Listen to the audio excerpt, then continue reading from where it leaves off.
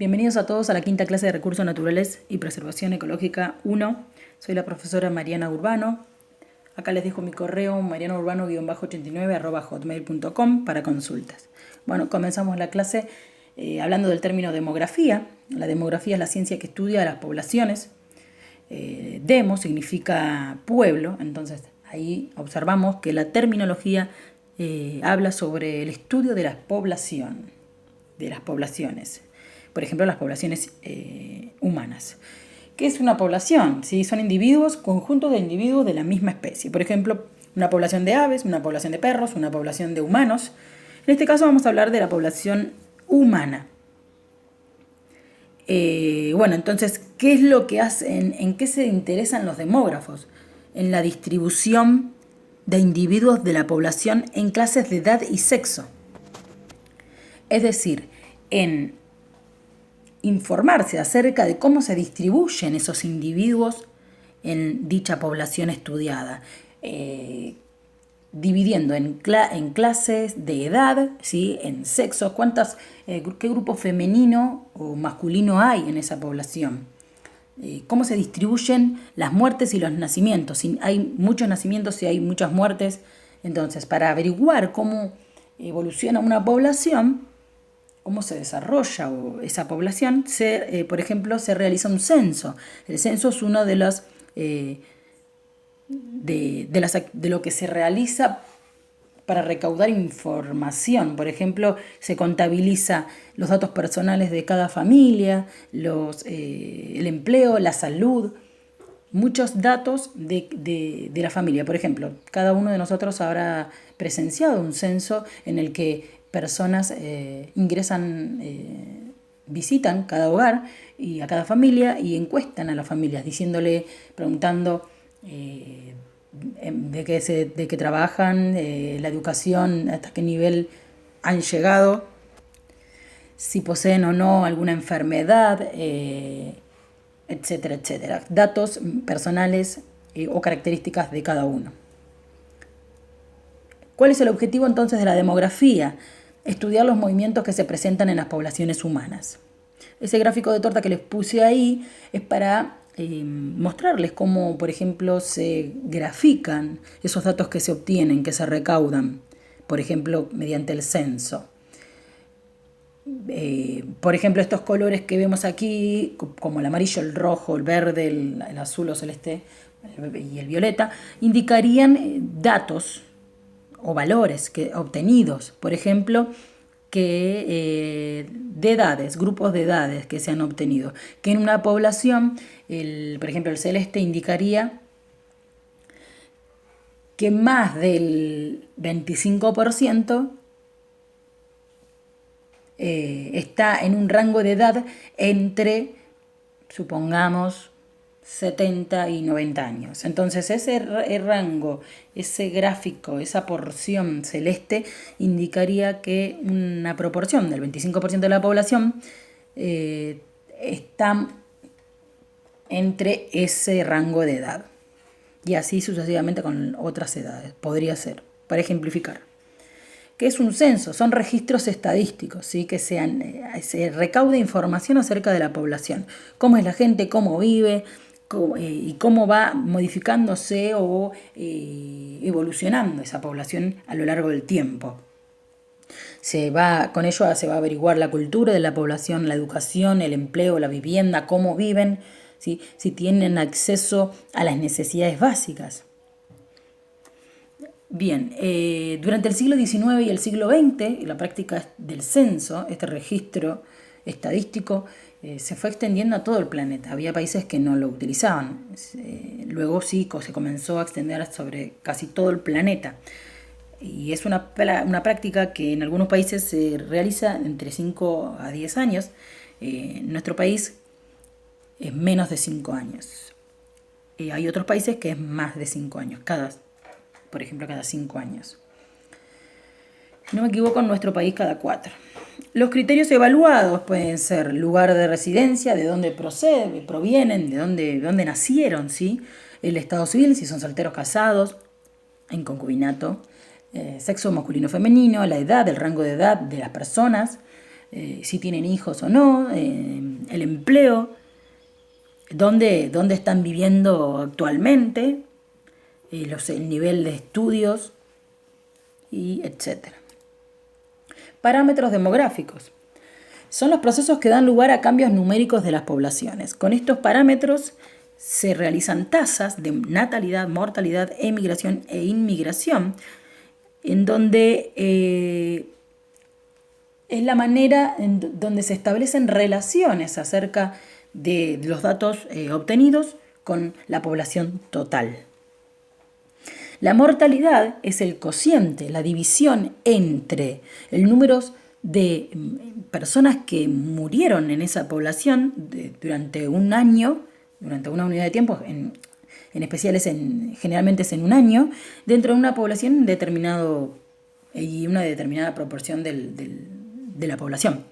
La natalidad, en cambio, es la cantidad el número de individuos que nacen, ¿sí?, por año dentro de una población, dividido la población total. Siempre es dividido la población total. La mortalidad sería el número de muertes por año o número de personas fallecidas de una población dividido la población total. La natalidad es el número de individuos que nacen por año dividido la población total. La inmigración es la cantidad de organismos de la misma especie que llegan, ¿sí?, a una población, y se mide mediante la tasa de inmigración. Esta tasa de inmigración es el cociente entre individuos que llegan por unidad de tiempo dividido la población total.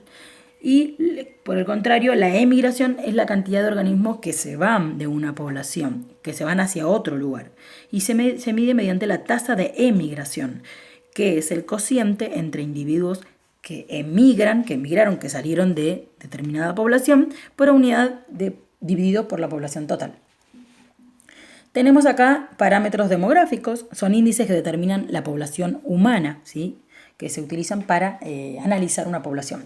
Tenemos tasa bruta de natalidad, que es lo que hablamos, la tasa de mortalidad, la tasa global de fecundidad, tasa de fertilidad, de crecimiento anual de la población, tasa de mortalidad infantil y esperanza de vida al nacer. Vamos a ver que la tasa, como les mencioné anteriormente, de natalidad, entonces es el cociente de un determinado número de nacidos vivos, ¿sí?, porque hay también niños que nacen muertos, pero se tiene en cuenta siempre los nacidos vivos, dividido la cantidad de la población general, total. Y la mortalidad es el cociente o la división en un determinado año entre la cantidad de defunciones dividida la población total. La tasa global de fecundidad es el número promedio de hijos que una mujer puede tener durante su vida fértil. Sabemos que una mujer tiene un periodo fértil, ¿sí?, en promedio hasta los 45 años, que luego ya no va a ser fértil, es decir, no va a poder tener más hijos. Y bueno, de fertilidad, esa es la global, tiene en cuenta un promedio general, ¿sí?, entre varias mujeres o todas las mujeres, es un promedio general. En cambio, la tasa de fertilidad va a tener en cuenta el número de hijos nacidos por cada mujer en una población en un periodo determinado. Cuando hablamos global, entonces hablamos en un promedio general, de acuerdo a un promedio general de todas las mujeres de toda la población. Muy bien. Dice que entre 15 y 50 años, porque es el promedio de fertilidad de la mujer. Tasa de crecimiento anual de la población. Es el cociente en un determinado año, ¿sí?, de una determinada población entre el incremento anual de la población. Es decir, cómo fue incrementando, cómo fue aumentando. Eso está teniendo en cuenta siempre los índices de migración, inmigración, de fallecimientos, de nacimientos. Y la población total, como dijimos siempre, sobre la población total. La tasa de mortalidad infantil, cuántos niños mueren en un año, dividido la cantidad de nacidos vivos. Esperanza de bien nacer es cuántos años de vida promedio se calcula que esa persona que nace puede llegar a vivir. Muy bien. ¿Existe un límite medioambiental para el número de personas que pueden sostener el planeta? Bueno, esa es la pregunta que se hicieron los científicos últimamente, actualmente, sí, mejor dicho, en el que se pregunta si si el planeta puede sostener a muchas más personas de las que sostiene hoy. ¿Cuántas personas pueden vivir en este planeta? ¿Hay algún límite? Bueno, existen millones de personas, ¿sí?, que están privadas hoy día de las necesidades básicas, como es la vivienda, tener agua potable, ¿sí?, servicios al acceso de salud, educación, limpieza, tener una vivienda, tener necesidades básicas, vestimenta, educación, lo básico para una persona para que pueda ser feliz, poder vivir normalmente, comer, alimentarse. Entonces, esas necesidades básicas se está analizando, los científicos están analizando mediante el censo, obviamente, ahí vemos la utilidad de los censos. Se sabe que hay personas que no tienen acceso a todas estas necesidades básicas. Entonces, es cuando surge la pregunta, ¿es necesario controlar las personas nacidas? ¿Es necesario tener un índice y controlar cuántas personas viven en una población? ¿Es necesario limitar la cantidad de nacimientos o controlar, mejor dicho? Y bueno, se cree que sí.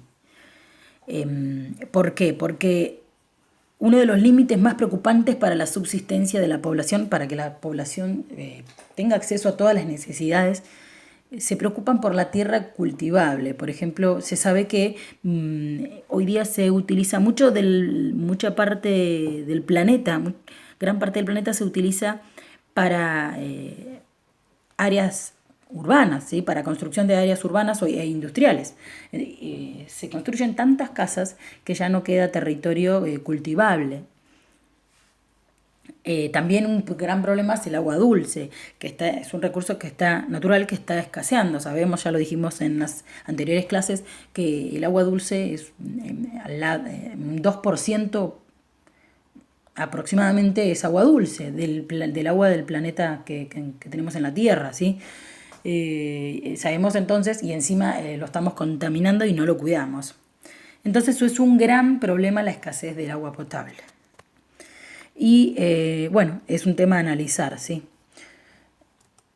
Bien, los científicos se preguntan actualmente si la sociedad humana aceptará tener un control de natalidad para limitar el número de cifras.